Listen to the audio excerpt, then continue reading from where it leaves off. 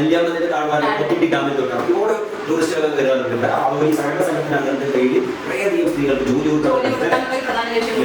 പിന്നെ നമ്മുടെ ഈ സഹകരണ സംഘത്തിന്റെ പേരിൽ തന്നെ ഒരുപാട് കാര്യങ്ങൾ ചെയ്യുന്നത് തയ്യൽ വിഷയവുമായി ബന്ധപ്പെട്ട് തുണിസഞ്ചികൾ അതുപോലെ സ്റ്റിച്ചിങ് വർക്കുകൾ ചെയ്യുന്നത്.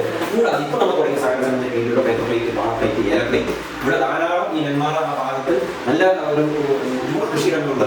തേക്കിന്റെ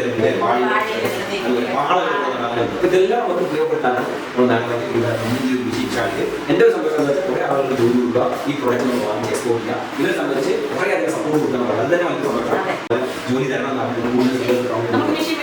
വാങ്ങി. അപ്പൊ അതിന് ഗവൺമെന്റിന് നമുക്ക് സബ്സിഡി ആനുകൂല്യങ്ങൾ കിട്ടില്ല.